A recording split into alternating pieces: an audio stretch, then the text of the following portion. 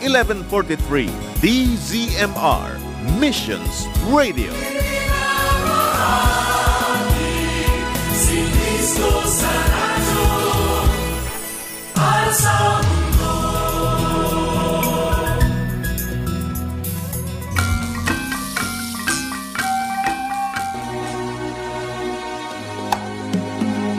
Magandang araw mga kapuso at kapamilya!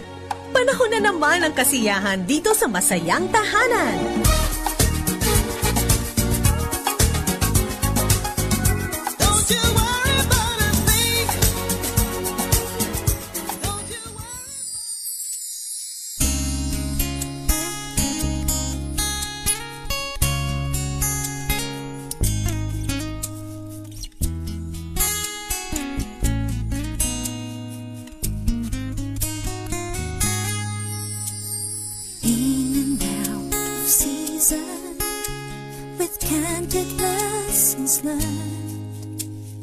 How can I pretend that I enjoy each one of them?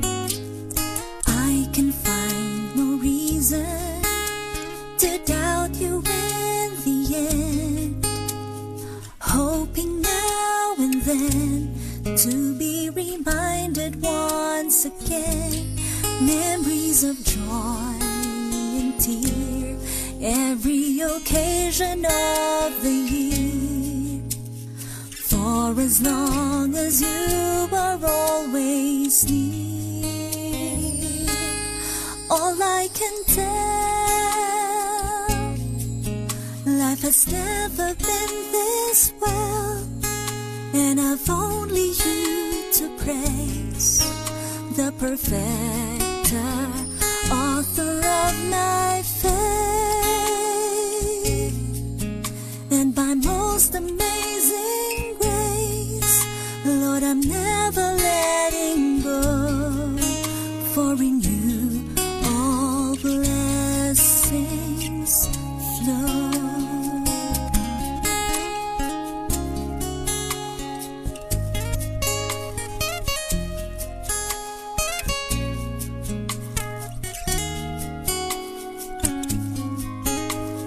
Praise you, God, my Maker, from whom all blessings flow.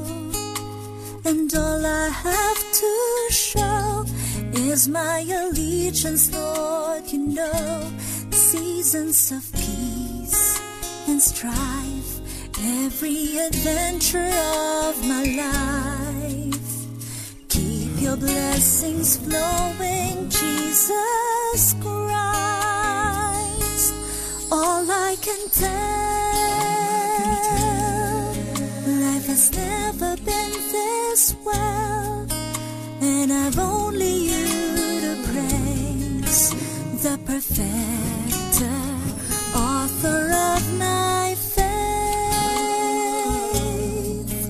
And by most amazing grace, Lord, I'm never letting go, for in you all blessings flow.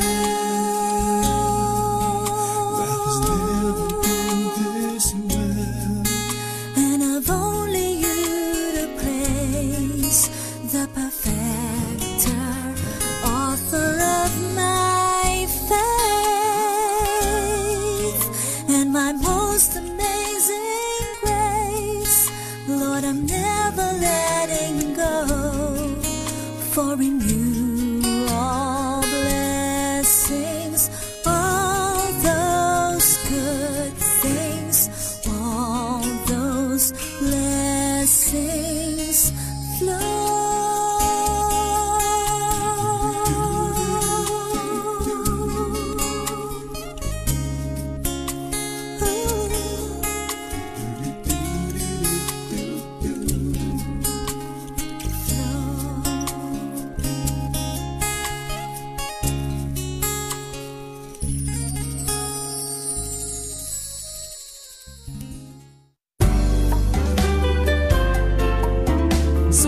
Swabing simula ng ating masayang tahanan, masayang programang Pampamilya. Magandang araw sa inyo. Ako si Maloy Malibiran sa Lumbides, ang inyong kumare forever. Kumusta kayo? Ano ang inyong mga pinagkakaabalahan ngayong araw na ito? Samahan niyo po ako at ang ating mga panauhin. Hello sa ating mga listeners dyan sa Quezon, Palawan at sa iba't ibang mga kaibigan ng masayang tahanan sa Davao City, sa pamamagitan ng ating sister station, ang DXFE sa Davao, DZMR sa Santiago, Isabela, saan pa ba tayo napakikinggan? Siyempre sa DYVS sa Bacolod at sa DXKI sa South Cotabato. Naririnig tayo dito sa Pilipinas at sa iba't ibang bahagi ng mundo sa pamamagitan naman ng ating live streaming sa Facebook. Panoorin niyo po ang Masayang Tahanan. Tayo po ay hindi lamang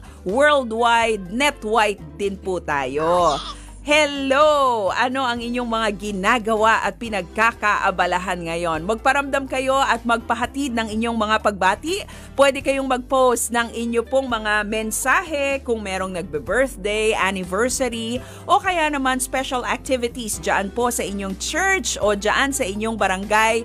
Pwede nyo pong i-post. Hanapin nyo lamang ang Masayang Tahanan with Attorney Winnie and Ate Maloy sa Lumbides. Gusto mo ba ng walang patid na pagpapala? Dahil yan ang ating pag-uusapan ngayon sa Masayang Tahanan kasama ang ating mga bisita.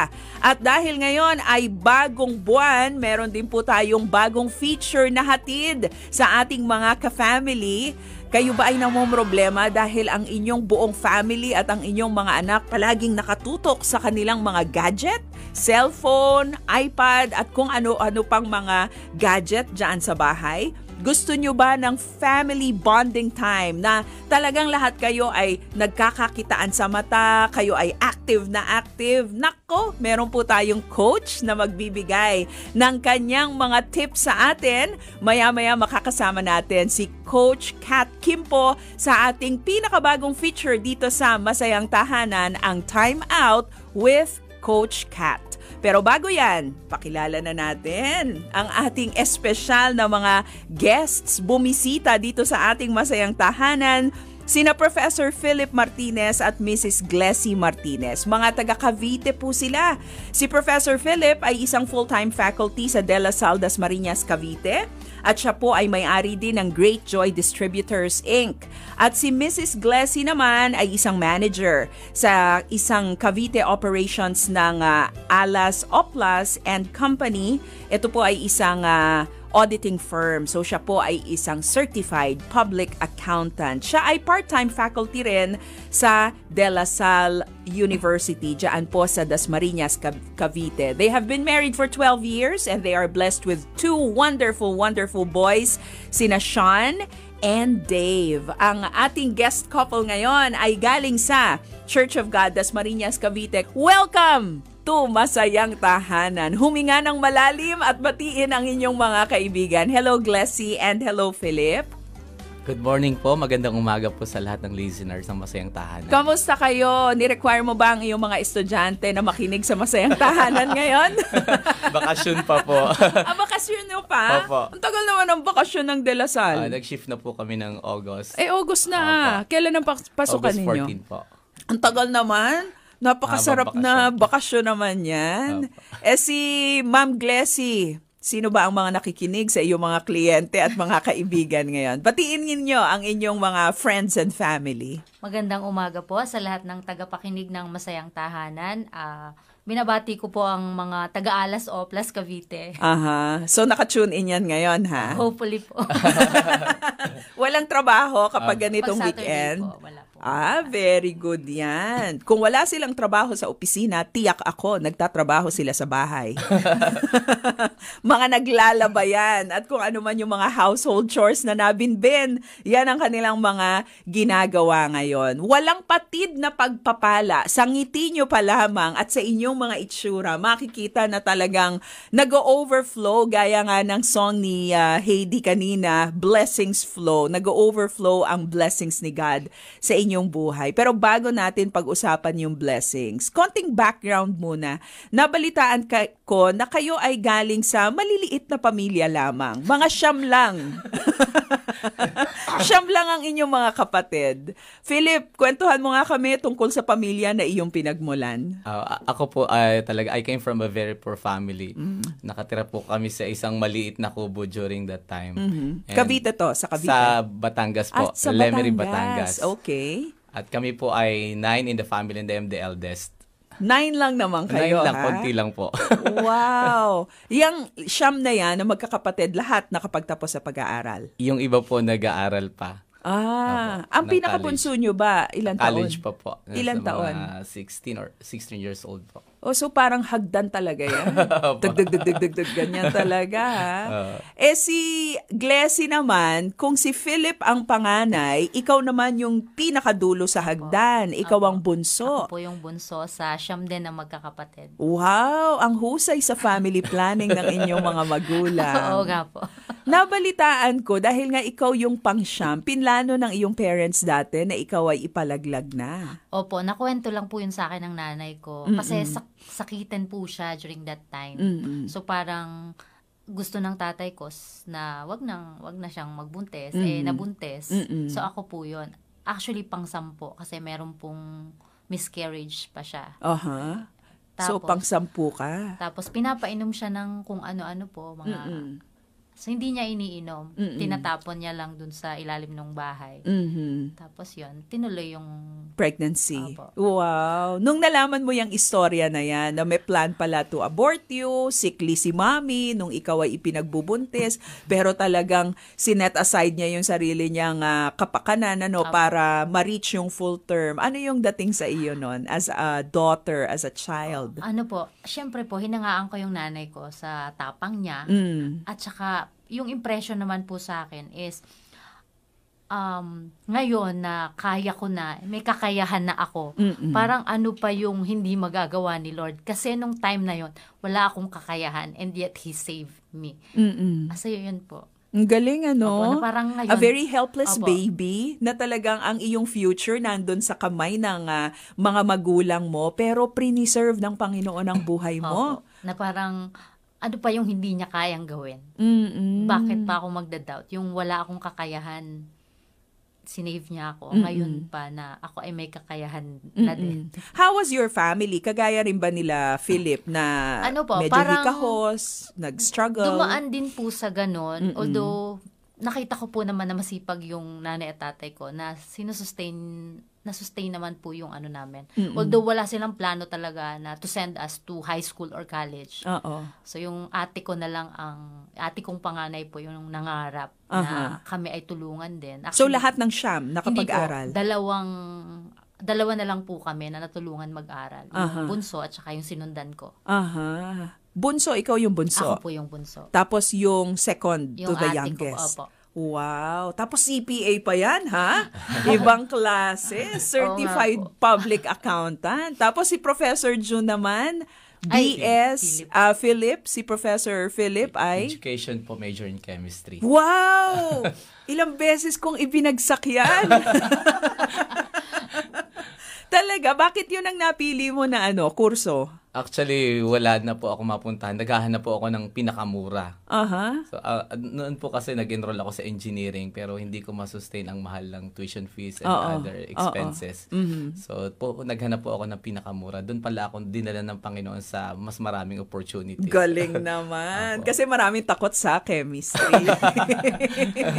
Diba? Doon sa mga listeners natin, minsan, ang paningin natin doon sa ating mga plano, parang medyo short term, kung ano yung pinakamura, kung ano yung... Pero yung sa'yo, hindi pinakamadali Talagang naghahanap ka kung ano yung kasya sa budget mo, no? But sometimes, yung mga closed doors na dumarating sa buhay natin, you wanted to be an engineer, pero merong mga hadlang, may mga limitations, pero yung pala ang bubukas ng maraming mga pintuan para sa atin. Pag-usapan natin yan. Simulan na natin yung walang patid na pagpapala sa inyong buhay. Ano yung mga open doors? Ano yung mga opportunities na ibinukas ng Panginoon sa inyong buhay sa kabila ng medyo mahirap na childhood, medyo struggling ang inyong family? Nasa na ang pamilya Martinez ngayon? Sino ba magkukwento? Si Mr. Philip. Kami po, magkapit barangay po kami ni Glessy during that time. Mag-best friend po kami ng high school. Wow Kunwari po best friend. Ano Pero, yan? Best friend na merong ano? Masama na po yung tingin niya sa... during that time po, para makapag-aral ako, I work as a student assistant of the university, pero yung nature of work namin is janitorial. So I sweep the floor of the classrooms, the streets of the universities to be able to earn 10 pesos per hour. Anong tawag sa trabaho mo? Student assistant. Student assistant, aka janitor. Yes. Tapos, 10 pesos per hour? 10 pesos per hour with a maximum of 100 hours a month. Wow. Pag lumampas ka na po doon, hindi ka nababayaran. So I earn 1,000 a month to be able to sustain my college. And so working student ito? During that time po, I was able to avail a scholarship. At yun po, na-sustain. Sa Lasal na to? Hindi po, sa Cavite State University po sa CSU. Indan. Opo. Okay. Pero doon ko nakita na unlimited pala ang pagpapala ng Panginoon. Dahil ang pangarap ko po noon, makapag-aral ng college. Pero hindi lang college ay ibinigay sa akin ng Panginoon dahil nung ma-employ po ako, I was given the chance to take my master's degree for free and be able to enroll in PhD. Ako na nga po yung sumuko. Wow, sabi ko, Lord, naman. hindi ko na po, parang napapagod na po ako, hindi ko na kaya. Ang sabi sa akin ng Panginoon, di ba yan ang prayer mo, makapag-aral ka? Sige, mag-aral ka na mag-aral. So, natapos mo na ang PhD o candidate ka ngayon? Hindi pa po. Hindi pa po natatapos yung PhD ko. Ongoing po, pero matagal na pong ongoing. Lahat ito scholarship? Opo, may mga scholarship. Scholarship ng eskwelahan at ng Panginoon. Tama po. Ang galing naman. So, sinong magsasabi na ang kahirapan ay hadlang sa ating pag-asenso at sa ating pag-improve sa buhay, di ba? Ito nga, si Professor Philip, nag-PPHD na ngayon at lahat yan sponsored ng Panginoon. Napakahusay. Sa UP po, Universidad ng Panginoon. Ayan. Gusto ko yan. I like that. Saan ka estudyante? Sa UP. University ng Panginoon. Hindi ba? Si Glessy, ano naman ang istorya? Sabi mo, si ate ang siyang nagpaaral sa iyo. Si ate ba nakapag-asawa? Kadalasan kasi nung mga nagpapaaral sa mga kapatid, naiisa-isang tabi ang love life. Ay, hindi po. Actually, nag-asawa na po siya nung bago pa ako ipanganak. Wow. Opo. So kaya malaki ang gap. Kaya po yung panganay niya, 6 months lang yung tanda ko doon Talaga? sa panganay niya. Opo. Kaya kami, magka-batch po. Tapos, high school pa lang, tumutulong na siyang pag-aralin ka. kami. Although public school. And then, nung college po, sabi niya, mukhang hindi niya daw kayang ituloy na pag-aralin ako. So, sumasama lang ako sa mga classmate ko ng high school. So, kasama nila po kami na mag-enroll ng engineering. Nag-apply po ako ng scholarship. Hindi po ako nakapasa. So, nag-stop po ako ng 1 year. Nagtrabaho po ako sa isang supermarket. Tapos, the following 6 months, nagtrabaho po ako dito sa May Taguig as a production operator. And then, nung 1 year na po akong nakastop noon, sinabi ng ate ko na pag-aaralin niya ako. College na to? Opo.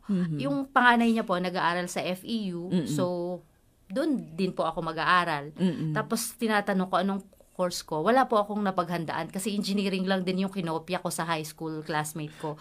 So, pagdating Sinong po classmate doon, yan? Si Philip? Si Philip po. At saka yung iba pa po naming mga kaibigan. Which nagtuloy naman po sila. Minsan ganun, kopya-kopya lang sa barkada. No? Ito pong college ko, nangopya din po ako. Kasi accountancy po yung anak niya. So para naisip ko po yung mga libro na ginamit niya, gagamitin ko rin. So practical. Opo. Nag-accountancy na din po ako nang wala akong idea kung ano yung pinapasok ko.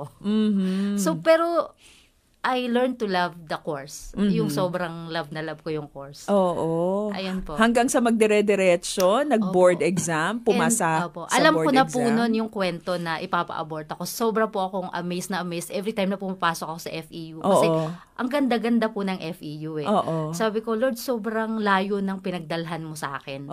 Kasi ba't ako nakarating dito na noon tumutulong lang ako sa bukid sa family ko. Na parang hindi ko inisip na ako ay pupuntahin mo sa Manila, na hindi rin ko po inisip kasi alam kong walang pera yung mga magulang. Totoong-totoo sa iyo yung "For I know the plans I have for you, declares the Lord," di ba? Ang galing naman, nakakatuwa. So, itong pagkakakilala niyong mag-asawa, barkada kayo ng kolehiyo? Hindi o po. high school pa lang? High school lang po. High school pa lang. Opo. So, nung high school ba, meron ng may crush sa inyo? Wala po.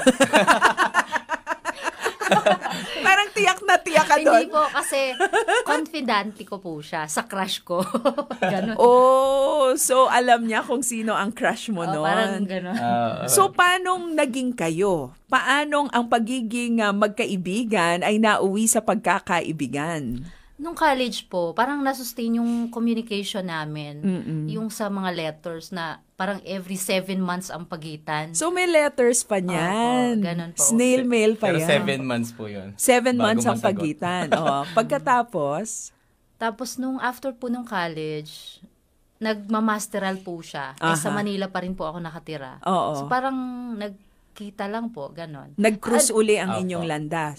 After po ng Ng board masters exam yeah. ko, ng board exam ko, in-invite ko po siya sa bahay for a celebration. Then after that, parang mas may mga cellphone na po nung time na yun. So yun po. Nakita kami sa Manila. Mas madalas na kayo mag-communicate. So nung magkita kayo dyan sa celebration ng pagkakapasa mo sa board exam, ano yun, may spark na ba? May naramdaman ka na ba? During that time po, dinidate niya muna ako. After class ko po sa masters ko, nakikita kami. Tapos kwentuhan. Sino nanonood ng nagbabayad? sine. Hati o may nang Ako po lilibre? yun. Ikaw? Mas malaki po yung sweldo ko during that time kaysa sa kanya. Pero nung bandang huli Nabaliktad na yun. nabaliktad na po yun. Oo. Ano po, parang, nung college po pala ako, yun, parang, yung tanong nyo po na may spark, nung nagkita kami. Noon po, parang, nung naging magkalayo kami, parang doon ko po na, namimiss mo? Namimiss ko po si Philip, parang gano'n. Na parang, kinip ko na po yung sarili ko na, ewan ko, parang naging loyal na po ako, na wala naman siyang alam, na loyal ako sa kanya, na parang, I preserve myself For him? na parang hindi ko na po nakikita yung sarili ko kahit po nung second year college ako na hindi siya yung So kaya mo siya inimbita doon sa iyong party? din Ikaw po. ang may pagnanasa. Ay, actually po, noon ay, oo nga. Sabi mo, dream. Ano yan? Tapos ano yun? nung naging kami na po, actually, binalita ako sa mga kaibigan ko ng college, ganun. Tapos, lahat po ng reply nila is, dream come true daw. Sabi ko, ano ba yun? So, dream come true para sa kanya. Ikaw, kailan mo sinimulang pangarapin ang habang buhay, ang forever together with Glessy? Actually, nung nagkikita na po kami, I was praying. Nakakatuwa kayong tignan, para kayong kinikilig. You were praying. I was praying for her during that time. College. After graduation po niya ng college. Sinigurado ko po muna makagraduate siya. So may gusto na rin. Apo. May gusto na rin, pero tahimik lang. Apo. Bakit kayo tahimik? Bakit hindi nyo pinapaalam muna sa isa't isa? Kasi yung mga bata ngayon, kita lang ng minsan, tapos sa chat, 'di ba? Na kaagad, nagsasabi na kaagad. Ako that time, I Siguro was po. busy working. At the same time, studying. So, wala talaga akong Ibang priorities. During that time. Mm-hmm. Ako naman po, laki po kasi ako sa probinsya. So, parang hindi po proper, yung time namin, generation ko siguro, hindi proper na yung babae ay gagawa ng move. Opo. So, sige, steady lang. Friend kami talaga, best friend. Although, ma-action ka rin kasi inimbita mo siya di ba? Kasama po yung mga kaibigan namin din. Hindi halata. Parang di hindi ba? halata. Kumbaga, subtle, suwabing-suwabe yan. Hindi ba? Tapos, after nung imbitahan na yon, 12 years na kayo ngayon, meron na kayong 2 boys. Nandyan na si Sean, nandyan na si Dave, Kwento nyo nga sa akin yung naging kasalan. How was your wedding? Naalala nyo pa ba? Apo. medyo magastos po sa Batangas. Kasi 10 baboy po yun. Alam niyo yung wedding sa Batangas, ganun. Sa mga probinsya, ganun, Opo, di ba? ganyan. Kahit hindi mo kakilala, talagang ilang araw yung kasalan ninyo? 2 days 2 po days. yan. Mga 2 days, Pero ganun napakatagal nga na preparation po. Wow, 10 baboy? Opo, during that time. Sino gumastos? May share ka ba na? Tinulungan niya po ako siguro. Opo, share po. Share kayong dalawa. Nung kayo ba ay nagsimula na sa inyong buhay mag-asawa, ano yung pinangarap ninyo? What kind of family, what kind of household of faith would you be establishing? Naisip niyo ba iyon? Kami po kasi, 2 years po kami bago nagka-baby. Mm-hmm. Ang tagal po namin bago nagka-baby. So, ang plan namin noon, mag-migrate sa Singapore. Mm-hmm. So, mayroon na po kaming application. Yung gamit namin, dinay-divide na namin. Dalhin mo yan sa inyo.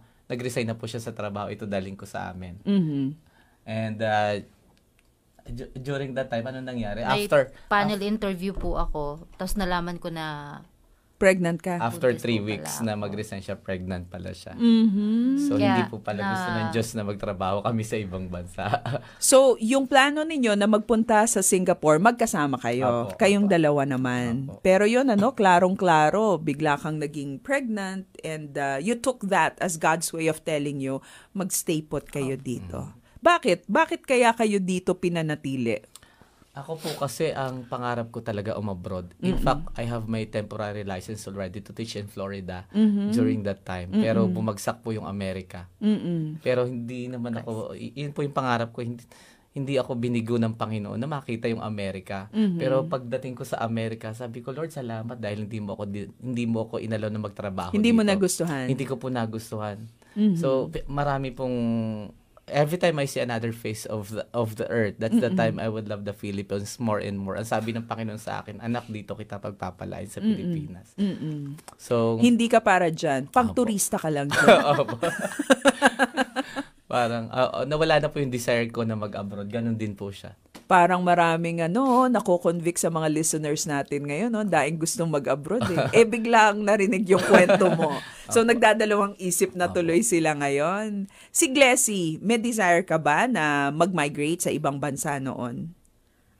Nung bata po ako, wala. Ayoko po talaga. Pero nung nagkaroon po kasi ng crisis sa family na na-diagnose yung father ko ng lung cancer noong 2012. So, parang gusto kong pumunta ng Kenya, nandun yung friend ko. Ready na yung work.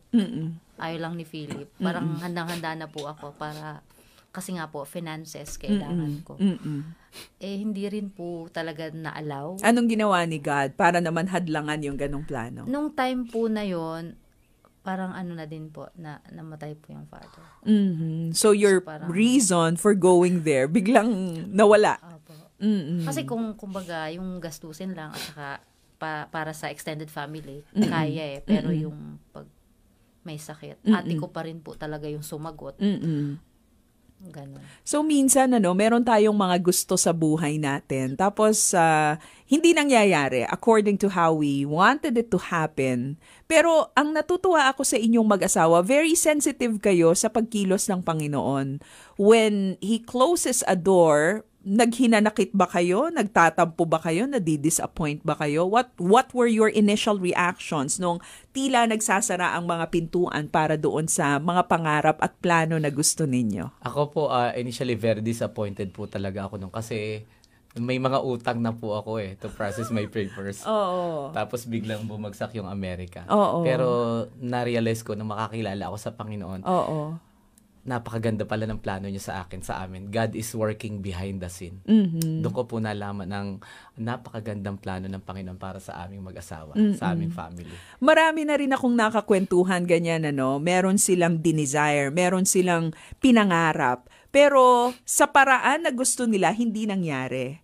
Pero may paraan ng Panginoon para eventually ibigay pa rin yon sa kanyang paraan. Opo. And then we realize from hindsight, wow, talaga palang mas maganda ang plano ng Diyos Sobra po. kesa doon sa aking ginusto. Sabi mo kanina, pinangarap mo na pumunta sa Amerika. You wanted to travel. Yan bang pangarap na yan ay nangyari at patuloy na nangyayari ngayon? Yung pagta-travel, pagpunta sa ibang bansa. Opo, nagkaroon po ako ng opportunities to travel abroad by having funders or sponsors. So wala kang ginagastos? Wala po, free po lahat. Saan ka na nakapunta? Sa US, sa Europe po, and other Asian countries. Meron po kaming funder, US government through an NGO in the US. I lead a project in the Philippines. We call that Chemical Safety and Security Training. They send us, so far we received 6 million pesos for 3 years now to do the free training in the Philippines for chemistry teachers, for science teachers. So tignan niyo yan sa mga bata na nag-aaral ngayon. Huwag ninyong takbuhan at huwag kayo magkating klase sa chemistry. Tignan ninyo ang mga opportunities na nagbubukas ngayon kay Tito Philip. Napakarami. He is able to travel to different parts of the world. Walang bayad. Ang susi, sumunod sa Panginoon, nag-aral ng mabuti at nagtiyaga. Si Glessy naman, pinangarap mong magpunta ng Kenya. Nakatungtong ka na ba sa Kenya? Hindi po. Actually, hindi ko siya talaga pangarap. Parang nakita mo lang siya na solusyon doon sa problema niyo noon. At nagagalit na po ako noon. Pero during that mag-asawa time po na kayo noon? Financially down po kami. Doon namin naranasan yung matinding pagsubok financially. Pero tapos, the rest is history. Actually po, nag-start ako ng career. Maganda naman yung takbo ng career. May dalawa akong resignation sa Alas Oplas, which is my current company until now. Nung pangalawang resign ko po, parang sabi ko, sige, magpa-practice na lang po ako mag-isa sa Cavite. Freelance. Kasi parang, mahirap pong ibenta yung kahit, sabi mo, alam mo yung trabaho, mahirap ibenta yung sarili. Hindi basta magtitiwala yung kliyente na mag-isa ka lang, ganun po. So, at saka pagod na din po ako nung magbiyahe from Cavite to Makati. Nandun po kasi yung head office namin. Tapos nung 2012, so parang noon po, medyo malaki na rin yung sweldo. Parang sa isip ko, hindi ko na kayang iwanan ang trabahong to. Pero meron po mga circumstance na hindi na iwasan, na pa-resign po ako sa work. And then, noong 2012, nag-start po kami ng branch ng Alas Oplas sa Cavite. Sa Cavite mismo? Of which, sobrang thankful po ako kasi kung dati, hindi ko nakikita ang Dasmariñas kung anong kulay sa araw. Kasi maaga po akong umaalis at gabing-gabi na ako dumadating. Ngayon po, doon na ako nagstay. Kaya ko pang ihatid yung mga anak ko sa school ngayon. So parang, totoo pong maintindihan ako ng mga working mom na at the same time, napapractice ko yung aking profession. Full-time po ako sa work and aasikaso ko yung pamilya ko. 2 years na po kaming walang kasama sa bahay. Walang helper. So kami po talaga hands-on sa bahay. So ito po yung sabi ko, akala ko noon may nawalang malaki sa akin sa Makati. Pero nung napunta sa Dasma, lahat nung freebies, parang all in ang binigay ni Lord. May trabaho, malapit lang. Hindi ka stress sa traffic. Yung family, naasikaso ko pa. So, yun po. At nakikita mo na ang kulay ng Dasmariñas sa umaga. Ano ang kulay ng Dasmariñas? Maganda po. Ang dami nating matututunan buhat sa mag-asawang ito, kung saan ang walang patid na pagdaloy ng pagpapala ng Panginoon ay talagang nararanasan ng kanilang pamilya. Sana na-encourage kayo dito sa ating masayang kwentuhan sa Masayang Tahanan. Pagpapalang walang patid buhat sa istorya ni na Philip at Glessy Martinez. Marami pa silang ibabahagi sa atin, kaya tutok lamang kayo. Marami na ang nanonood sa ating live Facebook streaming. Kasama natin si Tito Jeff Dizon, Nida Medina, Marian Pagaduan. Ang sabi naman ni Ianor, hello po, at buong world, hello sa inyo. Mela Manalastas, hello po Sister Maloy, at sa inyong lovable couple na guest ngayon. Alquinto Alquin, ang ating suki na taganood at tagapakinig. Hello and good day po, Sister Maloy and guest couple. Miss Pa Cortez, please greet my mama, Milet Cortez. She is always listening to your program. She is blind. God bless you. Thank you very much. Oscar De Los Reyes, good morning po, Ate Maloy. Paki-greet ang Wisdom Jade Academy teachers, be a blessing in your workplace. God bless po. At si Oscar Ciso naman, ang sabi niya, thank you sa program, Ma'am Salumbides. Umabot uli ako kasi favorite ko kasi ang boses mo. Pakibati uli ang aking mga anak na sina Pastora Carlota at Pastora Cecilia ng Door of Faith Church. Bagay sa iyong boses, Ma'am. Salamat po sa Diyos ang papuri. Amada Alikbusan, ang sabi niya, hello, glad to hear and see you in FB. Kung meron pa kayong mga pagbate at mensahe sa ating guest couple at sa inyong mga mahal sa buhay, pwede kayong mag-post sa ating Facebook account. Tinanong ko kanina si Philip, ano ang theme song nila? Ang sabi niya, madalas daw na i-request sa kanya ni Glessy ang song na ito na aawitin sa atin ni Martin Rivera. Let's listen to Be My Lady. Pagkatapos, ang tips ni Coach Kat.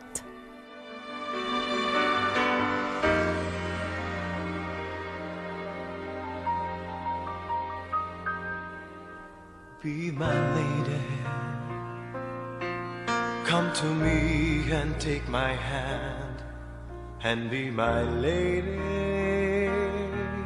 Truly I must let you know that I'm in love with you.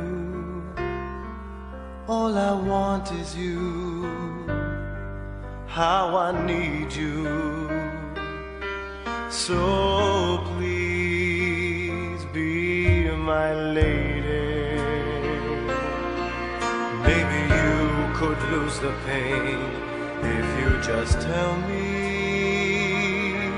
Say the words you long to whisper that I want to hear. Something's on your mind, is it hidden in your smile? Be my lady, just forget the past, it's time to mend your broken heart. No walls divide us now, so dry the tears in your eyes. Nothing can stop us now.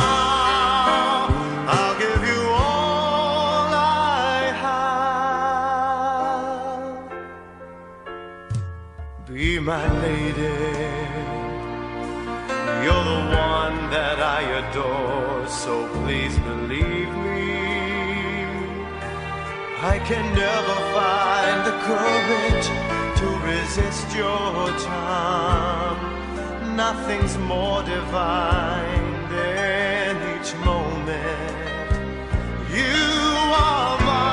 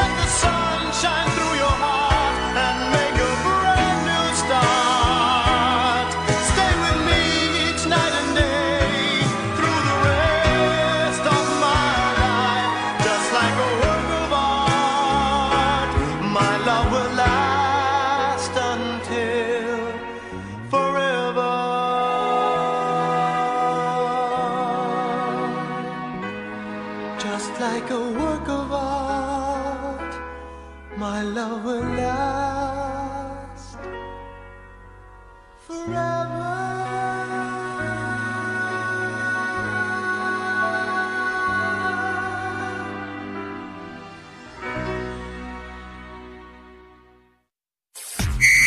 Time Out with Coach Kat sa Masayang Tahanan.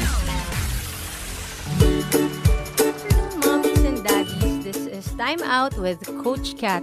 Alam nyo, I'm very passionate in promoting sports. Throughout the years of coaching different teams, nakita ko how sports have molded the lives of young men and women. As a former athlete myself, marami rin akong natutunan sa paglalaro ng basketball. At alam ko, makakabuti rin sa inyong mga anak ang pagsali sa sports. Kaya on our weekly Time Out, pag-uusapan natin ang iba't ibang mga values na maaaring matutunan ng inyong anak mula sa sports. Today, we will focus on the value of self-discipline. Every kid engaged in sports learn the value of self-discipline. Here are 3 areas where a kid can exercise self-discipline. Unang, disiplina sa oras. Mahalaga ang oras sa sports. May oras ng pag-ensayo, may oras ng pagpapahinga, may oras din ang pag-compete. Di lahat ay ready for competition. Time is also essential in games. Di ka pwedeng malate sa laro. Even within a game or competition, time can either be your friend or your foe. Ang batang engaged sa sports ay magiging disiplinado sa kanyang oras and will learn to manage it. Hindi ka pwedeng palaging late sa ensayo. Usually, may consequences yan. Sa amin sa basketball, either babangkuin ka ng coach sa next game or patatakbuhin ka ng extra. Hindi ka rin pwedeng walang disiplina sa oras ng pagtulog. One reason athletes get injured is lack of sleep. Naalala ko noong college, natututunan ko mag-prioritize ng mga activities ko dahil kailangan kong balansehin ng schoolwork ko pati ang trainings ko. Because a child is passionate about sports and wants to perform better, he will be more conscious about his use of time and will respect it. Ang maganda dito, this kind of self-discipline usually carries over to your kids' non-athletic activities. So pangalawa, ang disiplina sa gawain or creating good habits. Those who are engaged in sports usually go through regular practices and training. Hindi madali ang mga ito, kadalasan paulit-ulit at nakakapagod. Practice is not always fun, For example, in basketball, hindi lagi shoot lang ng shoot ang ginagawa kundi pagtatakbo rin. Ayaw ng mga bata yan. Usually, ang coach ay may positive and negative reinforcement sa mga habits na isang manlalaro. Yung mga tamang habits na ginagawa ay nasusuklian ng mga bagay tulad ng praise, panalo, awards, para ulit-ulitin yan. Samantala, kapag may bad habits naman, pinagsasabihan, napapagalitan, or hahabaan ng ensayo ng coach. Malakas ang epekto nito lalong-lalo na sa team sports. Ang kakulangan sa disiplina at bad habits ng isa ay nakaka-apekto sa lahat. Kaya naman ang bawat player sa team will push himself to be better so that the whole team will become better. Itong mentality nito is very helpful in our adult life because we learn that our performance is heavily dependent on our habits. Good man ito or bad. Pangatlo at huli, ang disiplina sa katawan or sa body. Because physical health is important to a kid engaged in sports, he will learn how to take care of his body by getting enough rest, eating right, exercising, and staying away from vices o mga bisyo. Kung puyat ka, wala kang energy mag-practice, may injure ka pa. Kung di ka magpapalakas ng katawan through exercise, hindi tataas ang performance mo. One time, I had to cut my carbs just to prepare for a tournament. Hindi madali, but I was able to do it kasi gustong-gusto ko talaga maglaro doon sa tournament na yon. So alam natin na mahirap at nakakapagod ang pag-iensayo. Nakakatamad gumising ng maaga para mag-exercise. Saka staying physically fit is always a challenge. But let me encourage you with this wisdom from the Bible. In Hebrews 12:11, it says, "For the moment, all discipline seems painful rather than pleasant, but later it yields the peaceful fruit of righteousness to those who have been trained by it." So when your kids learn to be self-disciplined with their time at an early age, mas madadalian sila to manage their time in the future, kung saan mas marami na silang commitment and responsibilities. When they learn to create good habits now, they will grow up carrying these good habits in their schooling, at home, and at work, para sa mas mabuti at successful na future nila. When they learn to discipline their bodies now, they will grow up to be healthier individuals and become better in the activities they engage in tomorrow. Kaya parents, get your kids in the game. Sports isn't just about winning, it's also about living, because I honestly believe that sports makes us better in life. Thank you very much, Coach Kat Kim po. Yan ang pinakabago nating feature dito sa Masayang Tahanan. Inyong mapapakinggan dito sa ating palatuntunan kasi nga gusto nating i-encourage ang mga families na hindi lang puro gadget at hindi lang puro nood ng sine o kain sa labas ang ginagawa. The family that plays together, they have fun together. Kaya patuloy po ninyong maririnig ang mga tips ni Coach Kat Kim po dito sa Masayang Tahanan. Palagi ninyong aantabayanan ang Time Out with Coach Kat. Thank you very much, Coach! Ngayon po, balik tayo sa ating kwentuhan kasama ang ating masayang couple, sina Mr. Philip Martinez and Mrs. Glessy Martinez na mga taga Cavite. Napakinggan naman natin sa unang part ng ating kwentuhan sa kanila how the Lord has blessed them. Maraming mga closed doors, pero sabi nga, when God closes a door, He opens many windows, at minsan yung mga windows mas malaki pa doon sa door na gusto mong pasukin. Kumusta po kayo? Marami ang nakikinig sa atin ngayon at nanonood din dito sa ating Facebook Live. Magparamdam naman kayo. Pusuan, i-like ang ating ongoing video. Si Charito Baguio, wala po siya sa Baguio. Siya ay nasa UAE ngayon, nanonood sa atin. Si Paul June Oropesa, magandang araw po. Ang ganda ng topic ninyo. Tamang-tama sa anak ko na nag-aaral ngayon. Second year college na po siya sa Bethel Bible College, taking ABRE. Pakibati po si June Christian Oropesa from Papa Junard ng Dasma City sa Cavite. To God be the glory. Meron ding nakikinig sa atin from Australia. Maya-maya, babatiin natin siya. Hanapin ko lang yung kanyang post dito sa ating Facebook account. Ayan, si Josa Diezmo watching from Australia. And of course, ang Team Refuerzo, nakikinig din dito sa ating masayang tahanan ngayon. Si Paz Frankie, ang sabi niya, gandang tanghali po, masayang tahanan. God bless you all. Galing naman sa Marikina. Kumusta na ang Martinez couple? Ang ganda ng inyong mga panimula na kwento sa atin. At nakita ko nga doon sa journey ninyo, hindi lahat ay smooth sailing. Minsan kasi, ang naiisip ng mga tao, when God blesses, dapat yung blessing puro masasaya, puro ayon doon sa ipinanalangin natin. Pero 'di ba, buhat sa experience ninyo, minsan yung blessing nakarap sa isang packaging na hindi natin ine-expect. Kagaya ng resignation halimbawa.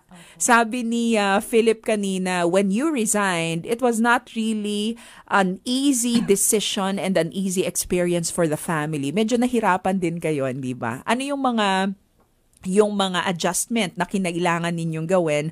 What were the struggles that came along with your resignation? Noon po, nag-start kami, nagbabayad kami ng bahay, nagbabayad kami ng sasakyan, at saka yung iba-iba pang gastos. So, ang daming utang nito. At may sakit na po nun yung tatay ko. So, ayun. Nung tumigil, akala ko may dala-dala po akong kliyente. Merong sumama sa akin na isang kliyente. So, akala ko makakakuha pa ako ng iba pa. Hindi po ganun ang nangyari. So, parang nadagdagan lang siya ng 2 kliyente. So, 3 lang, hindi po talaga na-sustain. Although may trabaho naman po si Philip, siya po yung para sa iba pang gastusin. So, dumating po na inabot ng 6 months na hindi kami nakakabayad sa bahay. Tapos, yung pagtulong ko po sa father ko, sa medication niya, may friend po ako sa Singapore. Nasa Dubai po pala siya, na dati kong katrabaho sa Alas Oplas, na nagpapadala siya sa akin ng 10,000 a month para sa tatay ko daw. Tapos pay when able. So yun po yung pantulong ko during that time sa tatay. And then, nag-start na rin pong pumasok yung panganay ko. So may 2 anak na kayo nito? Opo. So yun, may financial struggle po talaga. And then, wala na po akong, parang gusto ko na pong magtrabaho ulit sa private company. Hanggang sa nakita ko yung opening sa Lyceum University po sa Cavite. So, nag-apply po ako as part-time professor. Natanggap naman po ako na ito po yung isang profesyon na hindi ko po pinangarap kasi ako po yung mahiyain mula nung bata ako. Na ano naman po, parang naituloy ko yung profession na to. Kaya hanggang ngayon po ay part-time pa rin ako na nagtuturo. Sa De La Salle naman na po ngayon. So akalain mo yun, yung akala mo nga dead end sa iyong karera, may biglang nagbukas na pintuan at na-realize mo, wow, hindi lang pala ako accountant, pwede rin pala akong maging profesor. At mas lalong naintindihan mo ang mundo ng iyong mister dahil siya ay isang tagapagturo din.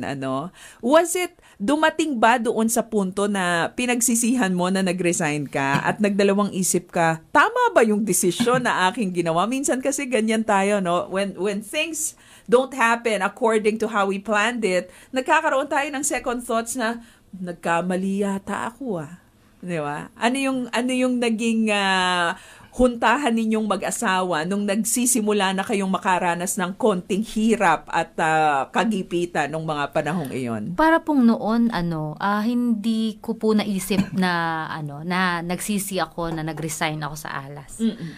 Kasi noon pa po kami nag-start mag-serve No din pong year na yon, nag-start akong mag-serve as usher po sa Church of God. Hindi ko po naisip na hindi ko po naisip yung... So, walang second thoughts? Opo. How about Philip? Ako po, personally, naisip ko sana, hindi ko naman siya masisi, pero naramdaman ko, sana hindi siya nag-resign. Kasi during the time, nung nag-start nga po ng company sa Dasmariñas, walang kliyente. Naranasan ko na para supportahan siya, kasi kami na lang dalawa yung natira sa office. Up and down po yun, lagi kami nasa baba, kasi kami nga lang pong dalawa. So, sabi ko, ano ba to? Ako po yung taga-singil pero wala namang masingil. Taga-singil department po ako, siya yung taga-audit department. Oo. Pero matindi po yung pinagdaanan namin, pero mas matindi ang pagpapala ng Panginoon. Oo. Kapag sinabi ninyong ang tindi ng pagpapala ng Panginoon, aside from the trips that you have na puro mga libre, ano yung mga binibilang ninyong pagpapala sa Diyos ngayon sa inyong mga buhay? Nung nag-open po kami ng Alas Opla sa Cavite, siguro mga 1 year siyang walang stable na client. Meron po dating Few and Faithful project sa Church of God Dasmariñas, yung 500 peso a month para po suportahan yung Gen Bless building namin. So nag-pledge po kaming dalawa. Doon po nadidelay kami doon sa 500 na yon. 3 months po kaming delay, and then there was a preaching na parang spaghetting pababa daw yung trend ng mga Few and Faithful, bumababa. So parang kami po ay na-convict ba yun? Na kailangan na natin mag-update, 3 months na tayong delay. So we decided to na magbigay na po ng good for 5 months. So advance na po kami ngayon ng 2 months. On that same week po, meron po kami nakuhang siguro 1,000 times nung aming binigay sa church na kliyente. Na hindi po siya pang one-time client lang. Naging quarterly client po namin. And it's really worth, parang nung minsan na napapag-usapan namin, yung pala yung time na nakabawi po kami financially. When you became faithful to the Lord. Yes. Dyan sa area ng inyong finances. Pwede ko ba sabihin kung magkano? Actually, sasabihin ko po yung amount, gusto ko lang patunayan kung gaano ka-faithful ang ating Panginoon. Nagbigay po kami ng tig to 2,500 kasi 500 a month for 5,000. For 5 months. So that's 5,000 pesos. Ang ibinalik po ng Panginoon after a week is 500,000 pesos. Ganong katindi. Hindi lang po one time. That's quarterly na patuloy namin pinapakinabangan ngayon. Matindi po yung naranasan namin during the time, yung amin pong kotse na halos nung mag-resign siya ay wala kaming pambayad no kasi installment po yun. Naggagas po ako na-experience ko 100 pesos. During that time, nag-start na rin po ako mag-ministry. Sabi ko, ganito pala pag nag-start ka mag-ministry. So, alam ko, tinetest. Buti na lang po, nagsimula na rin ako lumalim. Alam ko, tinetest ako ng Panginoon. It was a test of faith, no? 100 pesos. Kaya ang sabi ko, pag naggas po ako ng 100 pesos, binuksan ko lang ng konti yung bintana. Yung kasya lang yung 100 kasi nahihiya po. Ano namang nakakahiya sa 100? Buti nga may panggas ka. Tapos tinanong pa po ako nung gasoline boy. Sabi niya, magkano po? Sabi, 100 full tank. Hindi po siguro makapaniwala. Akala niya motorcycle. Pero napakabuti po ng Panginoon. Ang sabi ng Panginoon sa amin, anak, yung iyong sasakyan na hindi mo full tank, totoong full tank na yan. At ibenta mo na yan. Yung pong sasakyan na yun, hindi lang isang ipinalit ng Panginoon mula po noong matuto kaming maging faithful sa pagbibigay Ilan sa Kanya. Ilan na sasakyan nyo ngayon? Meron po kaming 2 sasakyan so far na sa biyaya po ng Panginoon. At isang motorsiklo. Diba? Diba? Ibang klase. Kasi minsan nga ang pananaw natin, napakakitid doon sa kayang gawin ng Panginoon. Hindi ba? At domino effect po yun. Yung amin pong sasakyan na ibinenta na yun, yung pinagbentahan po dapat ida-down ko sa isang sasakyan. Pero si Glessy po kasi na nagturo sa akin kung paano magbigay. Nakita ko kay Glessy kung paano siya naging faithful sa pagbibigay sa Panginoon kahit sabi namin, ang dami nating kamag-anak ang naghihirap. Kahit noong time na nag-work din po siya sa Singapore for a year training. Nakita ko magbigay ka ng ganito kalaki pero ang ating mga kamag-anak naghihirap. So nag-struggle ka kasi nakikita mo yung need ng iyong family members. So gusto mo, instead of giving to the Lord, idiretso na sa mga kamag-anak. Kaya sinasabi ko sa kanya, you are now reaping the fruits of your labor or the law of sowing and reaping talaga yun. So nagpipraise and worship po kami during that time. Sunday yun. Bumulong siya sa akin. Sabi niya, hindi mo ba itatice yung pinagbila natin ng sasakyan? Bumulong siya. Sabi ko, This was in church? Sa church sa na church po yun. Ang laki nun. Sabi ko, ang laki nun. Medyo mabigat sa akin. Kasi usually, pag bumubulong po siya sa akin, sabi niya sa akin, shopping tayo. O kaya ibubulong niya po sa akin, ang gwapo mo talaga. Pero nabigatan po ako kasi sabi ko sa kanya, bumulong naman ako sa kanya. Sabi ko sa kanya, di ba yung inihulog natin doon, parang ibinayad natin, tinights na rin natin. Sabi niya sa akin na, na-receive mo pa rin yun eh. So habang nagpe-praise and worship, nagbubulungan kayong dalawa. Maaari bang malaman ano yung kumakanta? Ano yung... Hindi ko na po. So nabigatan na po ako noon. Nabigatan ka. Pero na-realize ko ito ay bulong ng Panginoon. Bulong ito ng Panginoon. Kaya paglabas namin, nagsulat po kami sa cheque. At right after a week, kaya domino effect po yun. Yung aming bahay na hindi po namin mabayad-bayaran monthly sa Pag-ibig. Ang sabi po ng Panginoon, anak, yung bahay mo na hindi mo mabayaran ng 3 months hanggang 6 months, ibenta mo na yan, anak. Ibibigyan kita ng times 3 ang size. 3 years mo na yung babayaran. Yun po ang sinabi ng... So, naibenta nyo? Naibenta po namin ang bahay namin at binigyan kami ng mas malaki. Doon na kayo nakatira ngayon. Yan. Ganun po namin naranasan ang pagpapala ng Panginoon at sunod-sunod po yun. Ang lesson dyan, mga mister, kapag bumulong kaming mga misis, makinig kayo.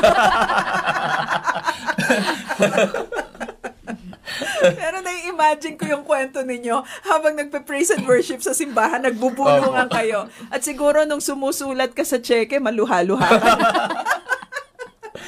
Pero napakagandang halimbawa. Minsan nga, nagdadalawang isip tayo to let go of the resources that we have right now.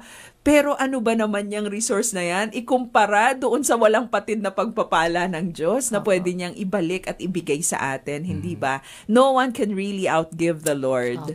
So let us be faithful. Whatever amount, whatever blessing, whatever resource na ipinagkatiwala niya sa atin, naku, maging tapat po tayo sa pagbabalik sa Panginoon. At nakita naman natin, hindi naman mukhang nagugutom itong dalawa.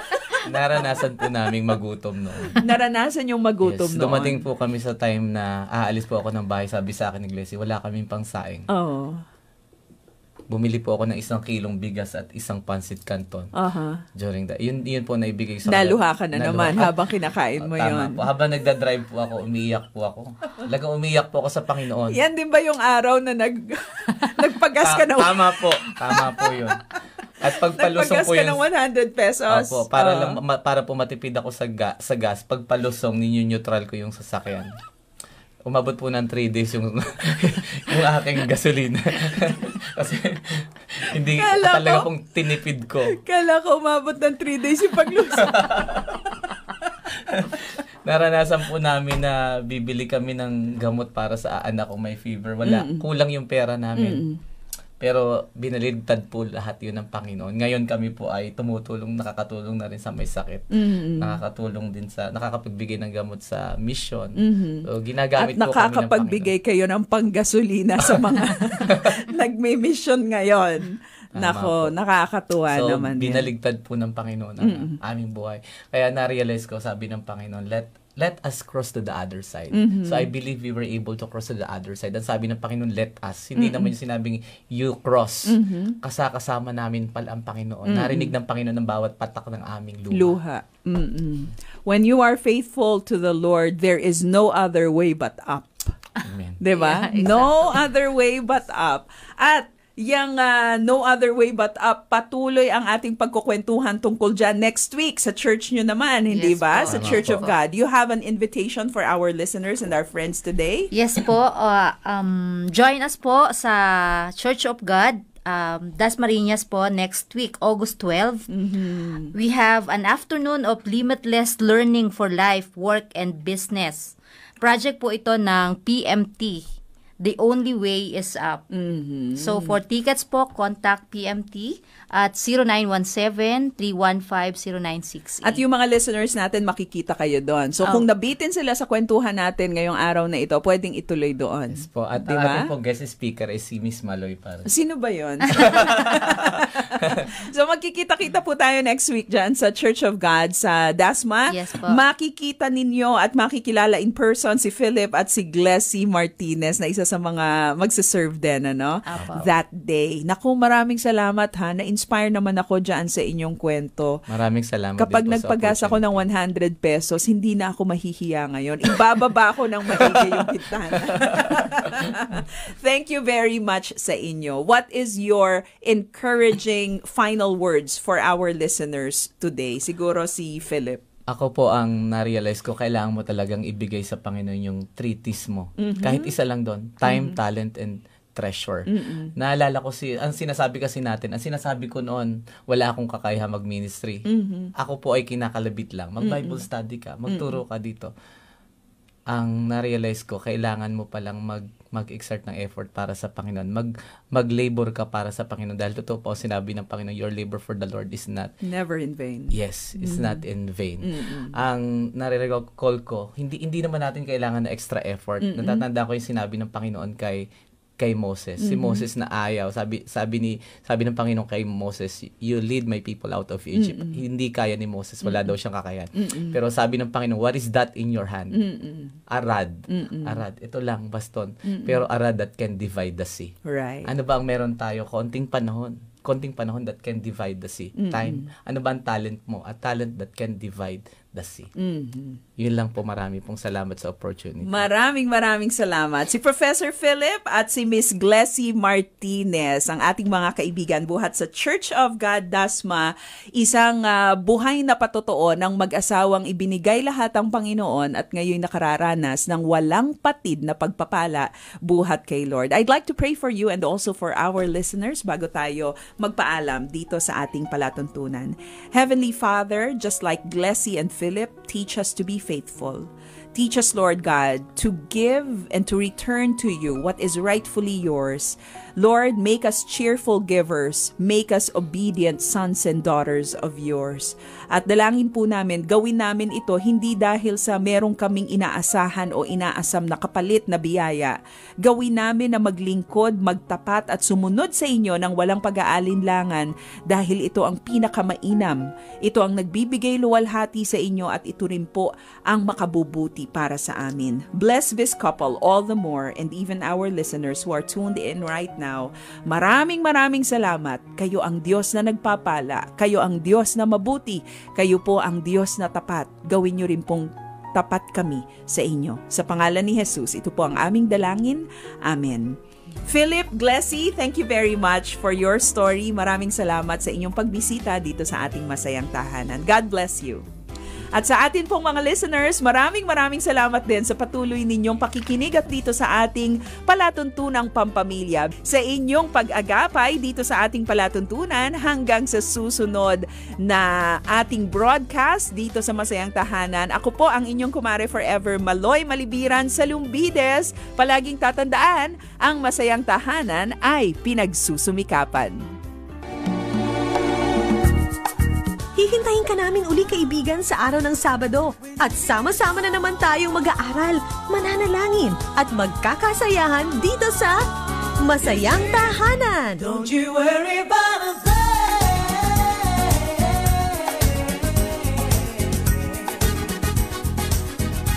Nakasama ninyo sina Maloy at Attorney Winnie Salumbides sa Masayang Tahanan. Para sa inyong mga katanungan, suggestion or comments, mag-text lang sa 0917-564-8388. 0917-564-8388. Aasahan nila na makikinig kayo muli sa Masayang Tahanan tuwing Sabado alas 8 ng umaga dito sa 1143 DZMR. Antabayanan ang programang Mumunting Kutitap, isusunod kaagad.